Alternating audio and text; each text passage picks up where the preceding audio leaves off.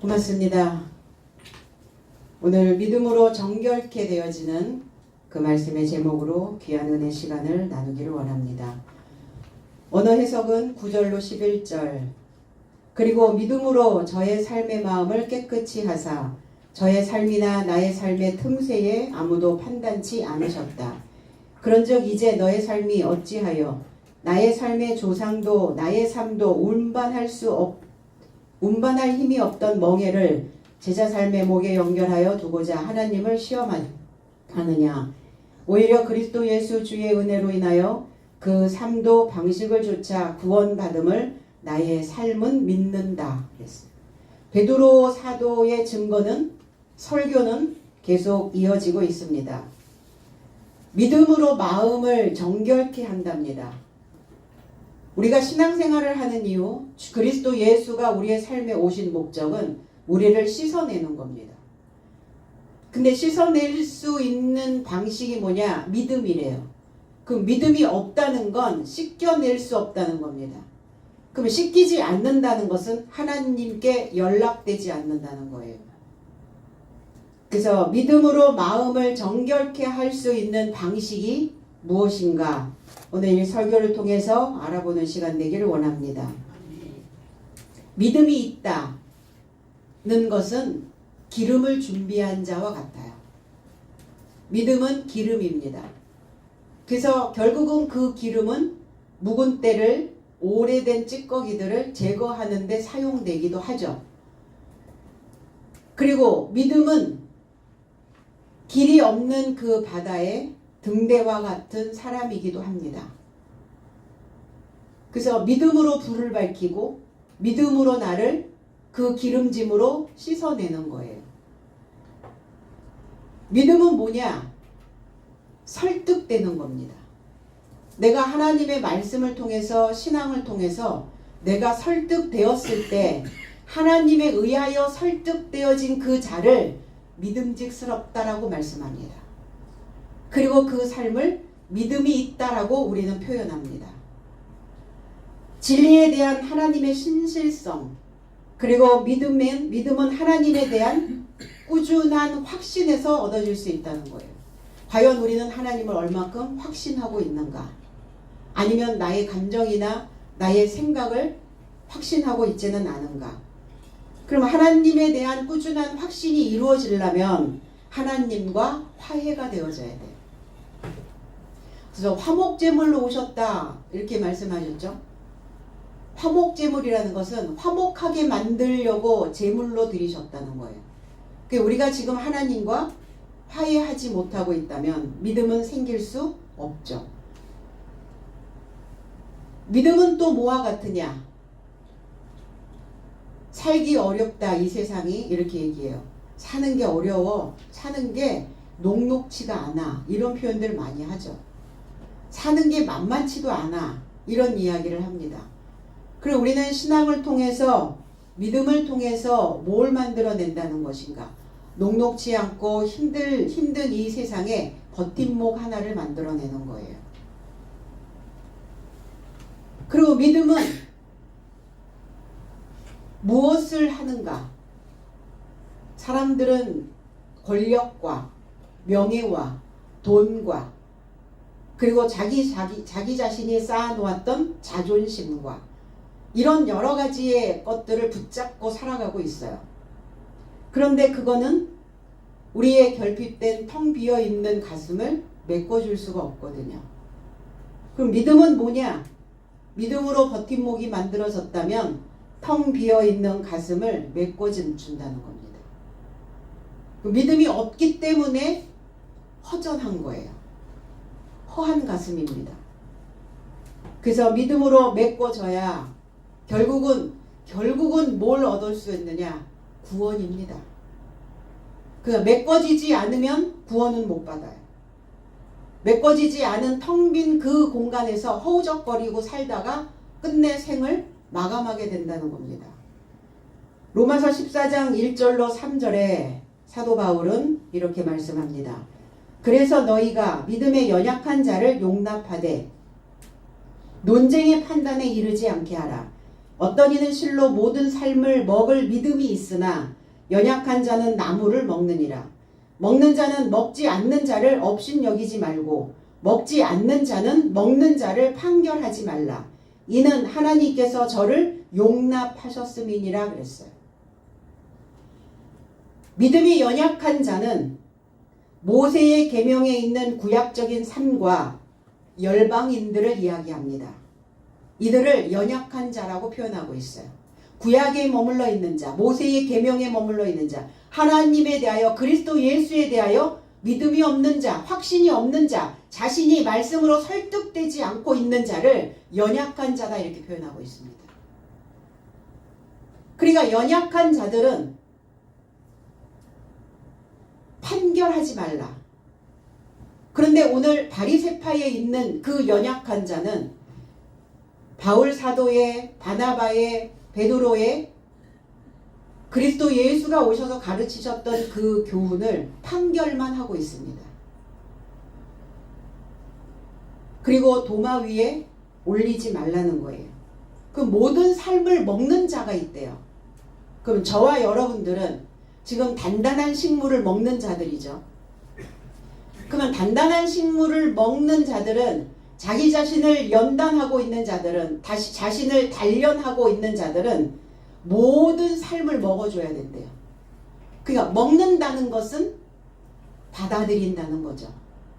먹는다는 것은 그 사람이 이해가 안 돼.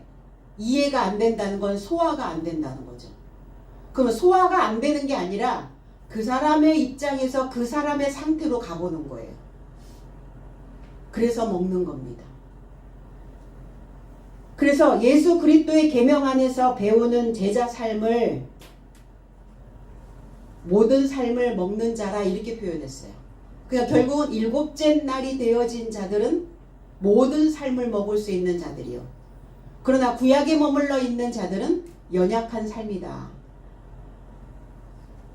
베드로 사도가 6째 시간에 기도하려고 지붕 위에 올라갔던 사건이 있었죠. 하늘이 열려졌고 큰 보자기에 4발 짐승, 기는 삶, 하늘에 나는 삶 내려왔어요. 우리가 생각할 때는 연약한 삶이거든요. 그리고 더러운 삶이거든요. 그런데 하늘에서 소리가 들립니다. 제사하고 잡아먹어라. 먹어라. 베드로는 거부합니다. 거부했다는 것은 믿음이 없다는 거예요. 확신이 없다는 겁니다. 그들을 이해하고 싶지 않은 거예요. 그들을 소화하고 싶지도 않다는 겁니다. 거절했죠. 그런데 3번째 연달아 그 말씀이 발생이 됐고 그리고 나서 한참 후에 고넬료가 보낸 자들이 문 밖에서 문을 두드립니다.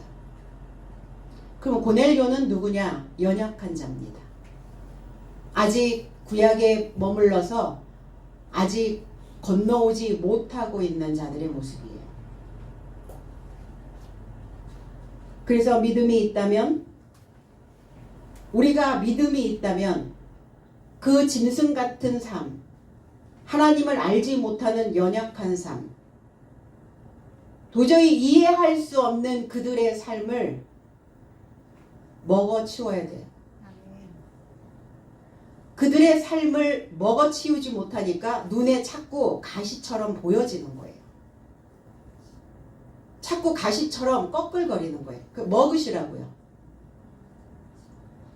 잘 안 되나요? 뱉어버리고 싶으세요? 그러면 그도 믿음이 없는 자입니다. 그러면 그 삶도 똑같다는 거예요. 그 연약한 자들과. 난 믿음이 있다라는 것을 뭘로 증명해낼 거냐고요. 신앙은 증명입니다. 그리스도는 증명이에요. 증명하지 못하는 신앙은 헛것이에요. 그래서 먹는다는 것은 그 상대를 이해하고 용납하는 거예요. 그러니까 연약한 그들을 뭐하라? 용납해라. 왜? 하나님께서도 그들을 용납하셨기 때문이다. 그러면 성경에는 짐승 이런 단어가 나오지 말아야 된다니까요. 그냥 굳세게 믿음만 있는 사람들이 으쌰으쌰하고 그냥 늘 승리의 승전가만을 부르는 그런 사람들로 이 성경이 채워져 있어야 해요. 그런데 그렇지 않잖아요. 구약에는 그 선지자들에게 그 하나님의 종들에게 많은 짐승들을 맡겼어요. 그들이 누굽니까? 연약한 자들이에요. 그러나 그 지도자들은 그 연약한 자들을 먹을 수 있는 삶이었기 때문에 그 수준에서 맡겨주셨다는 겁니다. 그래서 먹는다는 것은 뭐냐? 낳는 거예요. 그 인생을 새롭게 낳게 해주는 거예요. 그럼 새롭게 그 사람을 태어나게 만들려면 나는 어떻게 되어져 있냐? 내가 태어났다는 것을 보여줘야 돼요. 나도 이 신앙 안에서 이 믿음 안에서 새롭게 태어났다라는 것을 보여줘야죠. 나는 보여주지 않으면서 판결만 하고 있으면서 판단만 하고 있으면서 용납 안 하면서 이해하지 않으면서 먹어주지도 않으면서 무엇으로 그들을 탄생시킬 거냐고요. 그러니까 비난이나 업신여김 하지 말고 오히려 그들을 비난하고 그들을 업신여기면 위치가 바뀔 수도 있다는 거예요. 내가 그를 업신여기고 비난했는데 후에 내가 비난받고 내가 업신여김을 받을 수 있다는 겁니다.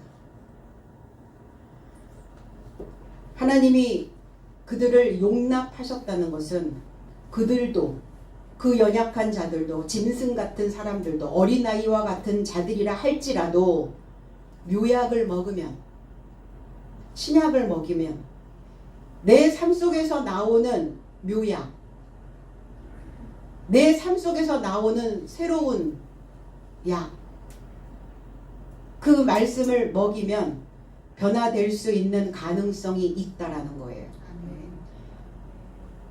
그러니까 믿음이 있다면 내 자신을 순화해야죠. 그리고 나부터 정결케 되어져야 된다는 겁니다. 이 믿음이라는 단어가 미브타흐라는 히브리어 단어에서 신용, 신뢰, 믿는 것. 믿으니까 의뢰하겠죠. 맡기겠죠. 욥기서 8장 13절로 15절에 하나님을 잊어버리는 자의 길은 다 이와 같고 저속한 자의 희망은 무너지리니 그가 믿는 것이 끊어지고 그가 의지하는 것이 거미줄 같은즉 그 집을 의지할지라도 집이 서지 못하고 굳게 붙잡아 주어도 집이 보존되지 못하리라 그랬어요.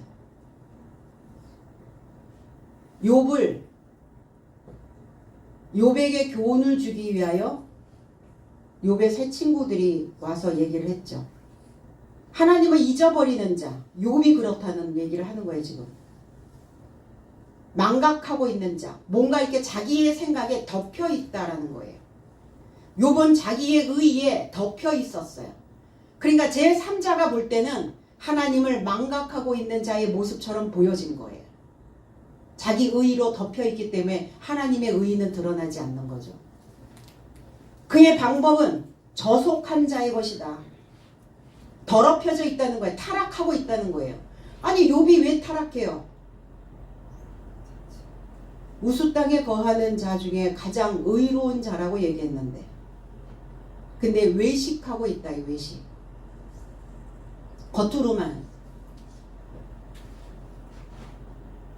그의 참을성은 그의 희망은 없어진다 그랬어요. 그가 바라는 것. 그러니까 무엇을 기대하고 있는 것. 기대하고 바라고 희망을 가지고 있다면 참을성 있게 기다리셔야 해요. 그 사람에게 소망이 없고 그 사람에게 희망이 없다면 끊어버려야 돼요. 그런데 끊어내지 못한다면 참을성 있게 기다려 주시라는 거예요. 그것이 없어진다는 것은 참을성 있게 기다리지 못하고 있다는 것은 너도 길을 잃고 헤매고 있는 것이다. 그래서 믿는다는 것이 끊어져 버렸다. 배연해져 버렸다. 거미줄처럼 얽혔다. 그럼 거미줄이 얼마큼 힘이 있습니까? 욥의 믿음이 거미줄처럼 그 집이 서지 못한다. 뭘 갖다가 넣을 수가 없는 거예요. 뭘 담아낼 수가 없는 거예요. 기다릴 수 없는 거예요. 신뢰가 안 되는 겁니다. 담으면 퐁 빠져버리니까. 밑이 다 벌려져 버리니까.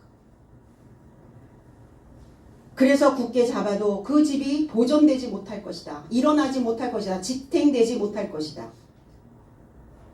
믿음 없이 하나님을 숭배하기만 한 욥의 상태를 수아 사람 빌닷이라고 하는 자가 말한 거예요. 수아 사람, 구덩이라는 뜻이에요. 구덩이, 가라앉다 이런 뜻이에요. 그러니까 욥이 업되어 있거든요. 지금 자기 의로 사기 충천하여 있거든요. 그러니까 가라앉히는 거예요. 이게 수아 사람 빌닷, 다툼의 아들이란 뜻이에요. 뭔가 그 속이 부글부글 거릴 수 있도록 욥이 이제 끓기 시작하겠죠. 내가 원하는 소리가 들려오지 않으니까. 다툼의 아들.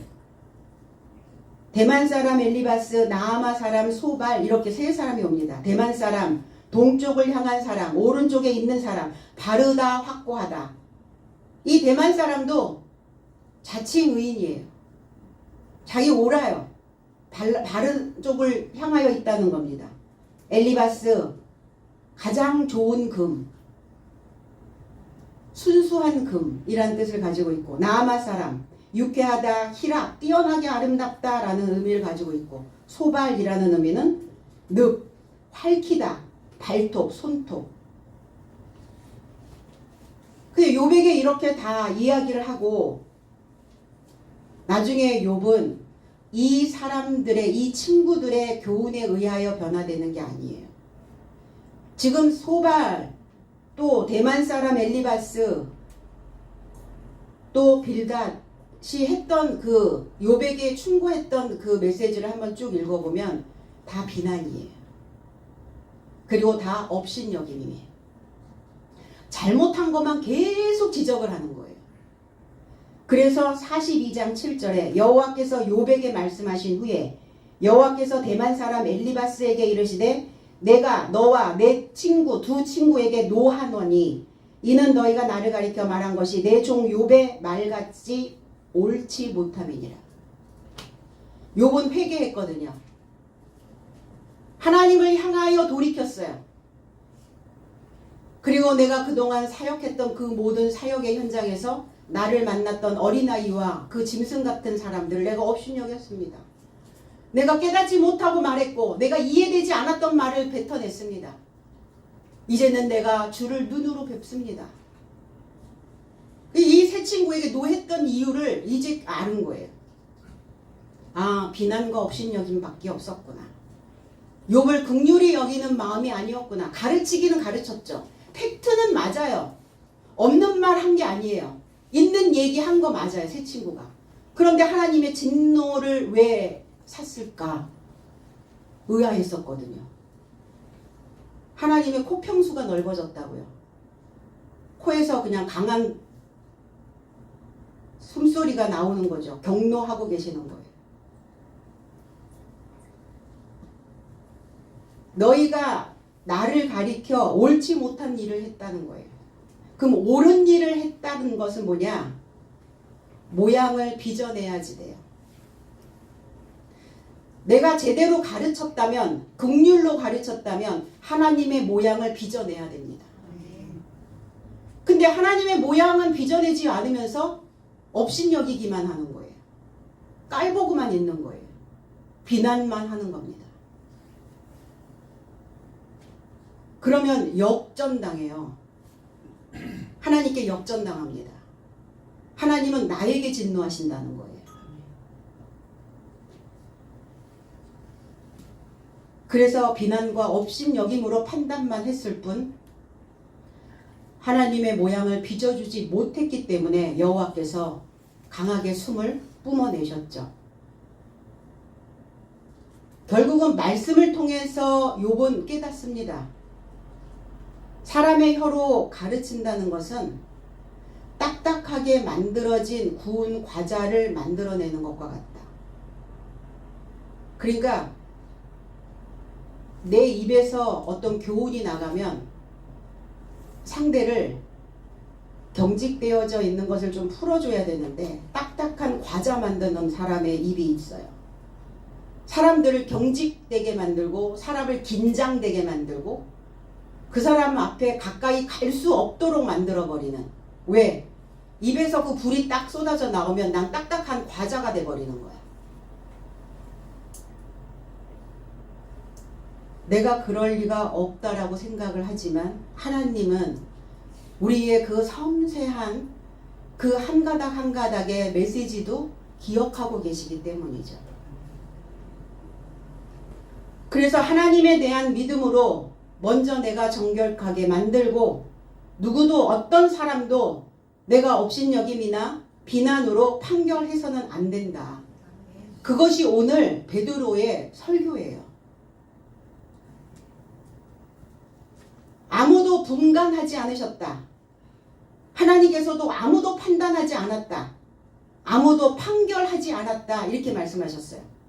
고린도전서 6장 5절로 6절에는 나는 너의 삶에게 부끄러움을 향해 말한다. 이같이 너의 삶 안에 그의 형제의 중심을 들어 올려 분별함이 가능할 지혜가 하나도 없느냐? 오히려 형제가 형제에 결합하여 판결받고 이 자가 불신자 삶의 접해서도 판결받느냐? 그랬어요. 하나님의 자궁에서 연결된 형제의 중심을 끌어올려서 그의 상태가 어떤지, 그의 심정이 어떤지, 그들의 수준이 어떤지 그 심정을 끌어올려서 볼 수 있는 지혜자가 없느냐 물어보시는 거예요. 그 중심을 끌어올려서 볼 수 있어야 된다고요. 그 사람이 보여지는 그 문제만, 그 사람이 가지고 있는 그 행동만, 그 팩트만 지적하지 말고 이렇게 형제가 함께 하나님으로 함께 연결된 자가 믿음이 없는 불신자 앞에서 깔보고 업신여기고 판결하고 있다면 부끄러운 줄 알아라. 그렇게 고발하는 것이, 그렇게 판결하고 있는 것이, 그렇게 업신여기고 있는 것이 곧 너의 허물이다.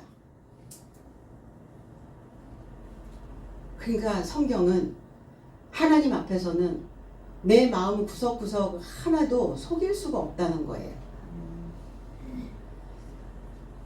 그래서 판단하지 말고 금갈대로 측량해줘라. 측량한다는 것은 헤아리라는 거예요. 우리가 언제 헤아리죠? 숫자를 헤아리죠. 하나, 둘, 셋, 넷, 다섯. 그러면 그 사람의 등급이 몇 등급인지 헤아리고 측량해라는 거예요. 측량. 가르치는 자들은 어떻게 가르치죠? 스승의 수준으로 가르치나요? 아니면 눈높이 교육을 하나요? 어린아이들한테는 눈높이 교육을 하죠. 그럼 어린아이요 연약한 자들이거든요. 짐승 같은 삶이라고 다 알아요. 그러면 그들의 눈높이로 내려가야죠. 가르치는 자는. 나를 따르라, 내 수준으로 올라와라 할 때는 그 가르치는 그 제자들이 어느 정도 위치에 올라왔을 때의 문제예요. 주님도 처음부터 책망하지 않으셨거든요. 3년 반 동안 공생의 기간 동안 나는 이제 십자가를 지고 가야 되는 상황이 벌어졌는데 여지까지 어린애의 모습으로 있거든요. 너희들이 아직도 깨닫지 못하느냐? 처음부터 그러신 적은 아니었거든요. 그러시지는 않으셨어요. 그래서 판결하면 너의 삶도 하나님께 판결받을 것이다.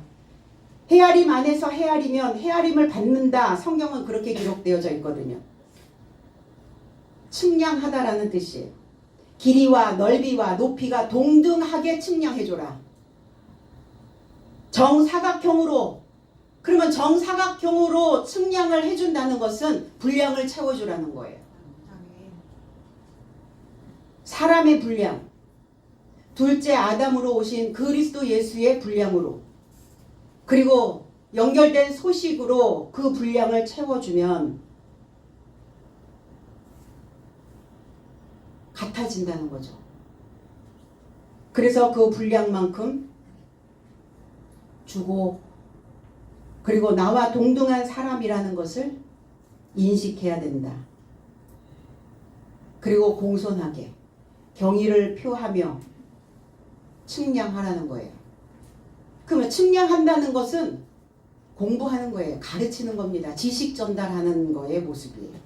지식을 전달하는 자의 모습이에요. 헤아려라. 그들의 등급을, 그들의 수준을. 지금 너희들이 하나님을 시험하여 그랬어요. 지금이 언제입니까? 어떤 시간에 변환기가 왔다는 거예요. 지금이라고 이야기하는 것은. 그러면 이때까지 흘러왔던 그 시간이 있었는데 지금은 즉각적인 어떤 변환,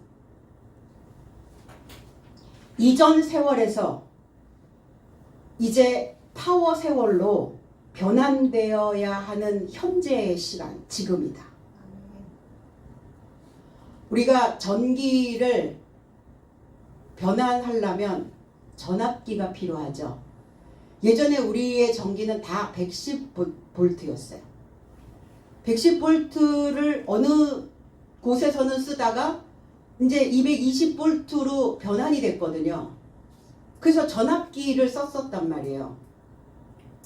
그러니까 이렇게 삶도 변환되어져야 되는 시기가 있거든요. 그 시기가 지금이다. 지금 현재다. 그래서 변환된 전력, 그 전기의 힘이 시작되는 그 현재, 그러니까 지금 이 현재는, 지금 이 시점은 굉장히 중요한 때이다. 그럼 지금을 인지하라. 지금 이 현재 내 상태는 어떤가를 보라는 거예요. 여전히 110V로 쓰고 있는지, 아니면은 변환기를 통해서 220V로 지금 전환하고 있는지, 내 삶을, 내 신앙을, 내 믿음을 보시라는 거예요. 하나님을 시험했다 그랬어요. 이게 페이라조라는 단어예요. 유혹했다, 찔러봤다, 찔렀다. 우리 왜 이렇게 어떤 반응이 나오는지 이렇게 훅 찔러보죠. 그래서 그 사람을 찔러봤을 때 내가 원하는 반응이 나오면 괜찮은데 엉뚱한 반응이 나오면 어때요? 열받죠, 열받아. 그 시험하지 말라. 나를 이 시험에 들어가지 말게 하옵시고, 주기도문에 있거든요. 이게 페이라죠. 유혹당하지 않도록. 누군가 나를 찔러봤을 때 내가 어떤 반응을 내보여야 되는지. 그래서 상대는 수없이 나를 찔러봐요. 나를 찔러요. 같은 수준으로 찌르면 인정하는데 나보다 낮은 수준에서 찌르니까 열이 받는 거예요. 왜 저렇게 하지? 판단이 나가는 거예요. 왜라는 단어는 판단입니다. 그래서 우리가 누군가와 대화를 할 때 왜라는 단어를 좀 줄여야 돼요. 왜? 무엇 때문에? 라는 단어로 교체하시면 좋죠. 계시록 2장 10절로 11절에 내가 고난받기로 의도하는 삶에 하나도 두려워 말라. 보아라, 마귀가 내 삶에서 감옥에 이르고자 던져서 시험받게 하려고 의도하고 있다. 그리고 너의 삶은 10일 삶의 환난을 가질 것이다. 너는 사망까지 믿음직스럽게 되라. 그러면 내가 생명의 면류관을 너에게 줄 것이다. 귀 있는 자는 그 영이 교회 삶에게 무엇을 말씀하시는지 들으라. 이기는 자는 결단코 둘째 사망에서 불의를 당치 않을 것이다. 마귀가 우리를 시험하려고 항상 노리고 있대요. 그 마귀가 누굽니까? 비방자입니다. 비방.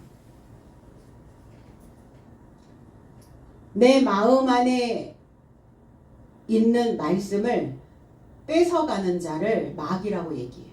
그 항상 사람을 비방하는 사람들이 있어요. 비방하고 비난하고 판단하고 정죄하고, 그게 마귀예요. 그게. 그래서 마귀는 형용사예요. 내 안에 그림으로 그려져 있다고요. 반대자. 그 사람이 뭘 얘기하면 그래, 네 말이 맞아. 근데 나는 이렇게 생각해. 이렇게 해야 되는데 아니야 이런단 말이에요. 싸우죠. 그래서 저도 가끔 그래서 싸웁니다. 아니야 라고 하지 마 이렇게 얘기하죠. 감옥에 넣으려고. 감옥이 어디 있습니까? 내 마음이 감옥이죠. 그 시험의 내용은 11도록 10일의 삶이다. 부유해져 있단 말이에요. 내가 쌓아놨거든요. 내가 부하여져 있단 말이에요. 그게 시험의 대상들입니다. 마귀가 좋아하는 거예요. 부하여 있는 거. 부자로 있는 거. 부자는 하나님의 것을 필요로 하지 않죠. 자기의 재물을 의지하는 자는, 부유한 자는, 재물에 마음을 두고 있는 자는 시험 대상. 그래서 은, 금, 재물보다 하나님의 은혜를 택하라 말씀하셨거든요. 그럼 뭐 하셔야 돼요? 믿는다는 것은 죽으면 죽으리라 하는 심정으로 믿음직스러움을 간직해야 된다. 그러면 살아있는 영을 소유할 수 있다. 이 자가 이긴 자요. 이 자는 둘째 사망의 불의를 당하지 않는다. 우리는 첫째 부활에 동참한 자들 아닙니까? 나의 율법은 죽고 그리스도 예수의 사랑으로 율법이 완성된 자. 첫째 부활에 동참한 자. 살아있는 이 해석된 말씀, 살아있는 영, 생영, 그 영을 소유하고 있는 자. 둘째 사망이 우리에게 불의를 가져다 주지 않는다는 겁니다. 바리새인들, 서기관들, 대제사장, 장로들의 삶. 겉으로 표면적으로 믿고 있었던 그들을 향하여 베드로 사도는 이렇게 말씀합니다. 조상과 나의 삶도 매지 못한 모세의 멍에를 제자들의 목에 두려느냐. 모세의 율법 365가지의 율법이 있어요. 그것만을 중시하고 그것만을 가르치고 있는 거죠. 그럼 우리의 조상도 그거 다 매지 못했다. 근데 그거를 네가 가르치면서 제자들에게만 그 율법을 매게 하려느냐. 옴짝달싹 못하게 하는 거죠.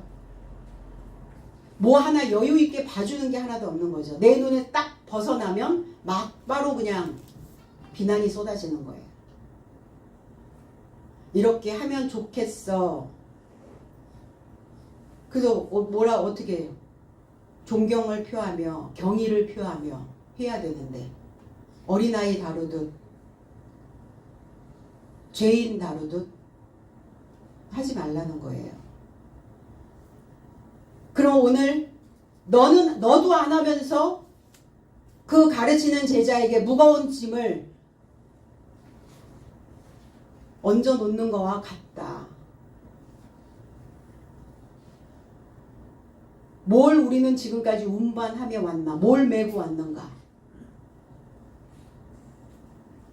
마태복음 3장 11절에 실은 나는 내 삶을 회개에 이르고자 물 안에서 세례를 베푼다. 그러나 내 뒤에 오시는 이는 나보다 강한 분이시니 나는 그의 신을 운반하기도 합당치 못하니 그가 내 삶을 성령과 불 안에서 세례 베풀 것이요 그랬어요. 세례 요한의 모습입니다. 나는 그의 신발을 운반하기도 어렵다. 주님의 신발을 세례 요한에게 메고 가라고 하신 적 없어요. 그 신은 뭡니까? 졸라매다, 매듭하다, 조이다 이런 거예요. 그리스도 예수가 가지고 계시는 복음입니다. 그런데 그거를 억지로 짊어져야지라고 말씀하신 적 없어요. 그래서 단계별 교육이 있잖아요. 우리에게는. 유치부서부터 1학년서부터 쭉 단계별 교육. 그러니까 유치부까지의 교육을 세례 요한이 했고, 이제 초등학교 딱 들어가면 그때서부터 이제 막대기 들고 교훈이 들어가기 시작하거든요. 그래서 이제 1학년서부터 그 삶 전체를 가르치는 그리스도 예수의 교육이 있었고, 그 연결된 소식을 운반하기에 나는 합당치가 않습니다. 인정하셨거든요. 그래, 맞아. 넌 거기까지야. 오늘은 여기까지 하자. 요 단계까지.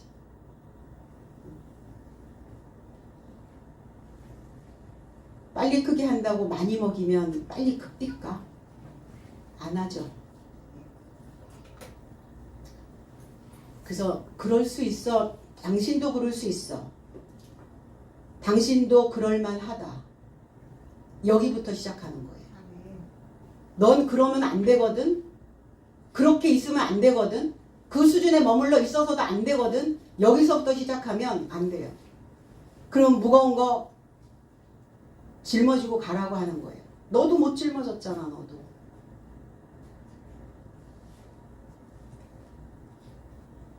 그래서 연결된 소식을 그리스도 예수의 그 수준을 내가 운반하기에 감당이 안 되는 세례 요한이었어요. 그걸 신발로 비유한 거예요. 우리의 온 몸을 지탱해주는 발, 그 발에 발을 묶어놓은, 조여놓고 있는 신발. 그리스도 예수의 사역입니다. 그리스도 예수의 삶이에요. 아직 내 삶을 다 운반하기에 감당 안 돼요. 감당 안 되죠. 우리 얼마나 배웠죠? 10년 넘게 배웠죠. 네. 강사들 변하셨죠. 변하셨어요. 그럼 난 10년 배워놓고 강사 난 이만큼 변해놓고 유치원생에게 강사 빨리 변하라고 그러면 안 되는 거죠. 멍에를 올렸대. 멍에. 이 멍에라고 하는 이 단어, 지고스라고 하는 단어가 짝짓기라는 뜻을 가지고 있어요. 소의 목에 멍에를 할 때는 이렇게 대칭이 맞아야 되거든요. 짝을 이루어야 된다고요. 그 모세의 멍에를 올려놓느냐. 그 모세의 그 법은 무거워. 감당이 안 돼. 힘이 들어. 다 지킬 수가 없어. 그래서 연합하다, 또 저울 때라는 의미를 가지고 있죠. 그를 달아보는 거예요. 몇 킬로가 나가는지 숫자가 이렇게 계기판에서 돌아가면 그 숫자만큼만 주는 겁니다. 대칭이 돼야 짝이 되죠. 지도자와 성도, 스승과 제자, 그리스도와 제자. 스승보다 제자들이 올라갈 수는 없지만 같아진다. 이게 짝짓기예요. 이게 그리스도의 멍에를 맨 제자들의 모습이었어요. 그러면 제자들은 또 제자들을 만들 때 나와 같아지기를 지도하는 거죠. 디모데전서 6장 1절에 종들은 멍에 이 아래에 있는 만큼 자기 상전들을 모두 존경함이 합당하다고 지도하라. 이는 하나님의 이름과 교훈이 모욕받지 않게 하려 함이다. 그 상전들이 누굽니까? 그 상전의 삶이 누구예요? 하나님이십니다. 그를 존경함이 합당하다. 그러나 종의 멍에를 매지 마라. 그런즉 그리스도께서 자유로 내 삶을 자유롭게 하셨다. 그런즉 굳게 서서 다시는 종의 멍에에 붙잡히지 마라. 모세의 율법 아래에서 종로릇 하지 말라는 거예요. 초등학문 아래에서 종로릇 하지 말라는 거예요. 낮은 수준에서 짝짓기 하지 말라는 겁니다. 그래서 멍에를 매는 것은 상전과 짝짓기 하기 위함이에요. 어떤 짝짓기? 지능의 짝짓기. 말이 안 통해 이렇게 얘기하죠. 말이 왜 안 통해요? 지능이 같지 않다는 표현을 그렇게 하는 거예요. 그러면 적어도 나와 짝짓기를 할 수 있는 사람이 누구인가? 나와 짝이 되어져 있어야 되는 사람이 누군가? 그럼 내가 가지고 있는 지능을 그에게 주는 거죠. 비난하면 안 먹습니다. 비난하면서 주는 것은 나도 그를 못 먹는 거고요. 그래서 마태복음 11장 28절로 30절에는 수고하고 무거운 짐진 삶은 모두 나를 향해 오라. 나도 내 삶을 쉬게 할 것이다. 나의 멍에를 너의 삶을 정하여 가지고 나로부터 배우라. 나는 온유하고 마음으로 겸손한 자이다. 그러므로 내 삶의 목숨으로 쉼을 발견할 것이다. 왜냐하면 나의 멍에는 친절하고 나의 짐은 가볍도다. 주님의 가르침이에요. 주님이 교훈을 주실 때 주님의 멍에, 주님의 저울, 주님과 짝짓기. 무엇이 무거웠어요? 모르니까 무거웠다고요. 가뜩이나 몰라서 주눅 들어 있는데 가뜩이나 삶이 무거운데 내가 또 얹어주는 거죠. 그거 하지 말라는 거예요. 그리스도와 멍에를 들쳐매고 배우는 자는 질서를 만들어낸다는 거예요. 무질서한 상태에서는 솟아날 수가 없습니다. 그래서 질서는 어디서부터? 가정에서부터 잡는 거죠. 남편으로부터. 남편은 맨 위에 꼭지점이죠. 그 남편과 아내가 동등이에요. 내가 뭐 좀 안다고 내가 위에 있는 게 아니에요. 그럼 질서가 안 잡히죠. 그러면 그건 그리스도 예수의 멍에를 맨 자의 모습이 아니라는 겁니다. 연결되어서 자발적으로 돌연히 출현하는 그런 삶이어야죠. 그러면 무질서한 상태에서 솟아날 수 없다면 질서를 잡혀있는 상태에서는 솟아날 수 있다는 거예요. 이 솟아나는 이 현상을 떠오름 현상이라고 얘기하죠. 이 떠오름의 현상을 이머전스, 이 떠오름의 현상을 창발이라는 단어를 써요. 창발했다. 그러니까 이전 단계에는 없던 어떤 성질이 윗 단계로 갑자기 나타나는 것. 가르침이에요. 그러니까 배움이 계속해서 들어가면 이전에는 없었던 상태가 확 올라오는 거 막 보여요. 어느 날 확 커 있는 모습이 보여질 때가 있어요. 그걸 창발이라고 표현을 합니다. 낮은 수준으로, 그러니까 이 창발이 되어지면 낮은 수준으로 환원되지는 않아요. 근데 창발되어져 있지 않는 믿음이라면 이전 단계로 자꾸 돌아가요. 내가 왜 이전 단계로 자꾸 돌아가서 믿음이 없는 자가 되어지는가를 봤더니 떠오름 현상이 창발이 안 되었다는 거예요. 그래서 누구와 멍에를 매느냐에 따라 윗단계에 머물 수도 있고 낮은 수준으로 되돌아가기도 한다는 겁니다. 그리스도와 사도들의 멍에는 창발의 삶이 되었다는 거예요. 오늘 이 예배에 동참하시고 이 말씀을 듣는 우리 모두에게 창발의 은혜가 임하시기를 바랍니다. 아멘. 멍에라는 것은 뭐냐? 이음새예요. 이음새.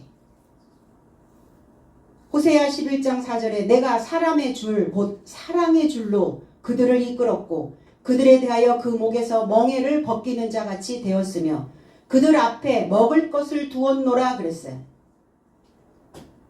애굽에서 이스라엘 백성들을 불러내서 선지자들이 그들을 불렀어요. 그런데 그들을 부를수록 그들은 점점 멀리하고 바알에게 제사하고 우상 앞에서 분향하고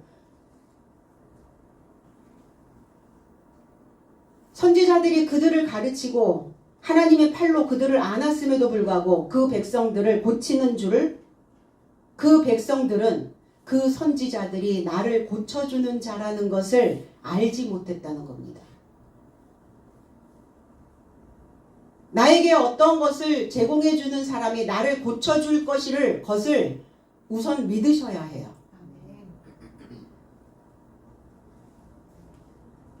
그럼에도 불구하고 그 백성들을 놓지 않으시고 버리지 않으시고 하나님의 긍휼에 불을 붙이셨다는 거예요.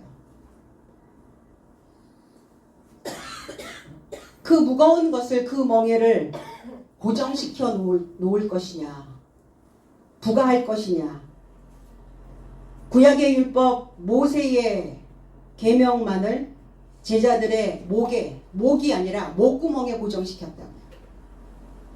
그 목구멍에서 나오는 소리는 늘 판결하고 판단하고 죄인 다루듯하고, 이게 그 멍에를 목에 둔 자의 모습이에요.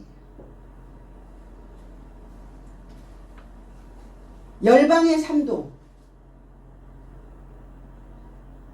그들이 변화될 수 있도록, 회전할 수 있도록 구원의 문을 열어두셨다는 겁니다. 그런데 단지 선택은 우리의 것이에요. 다 오픈시켜 놨는데 어떤 선택을 하느냐에 따라 구원도 되고 멸망도 될 수 있다는 거죠. 동일하게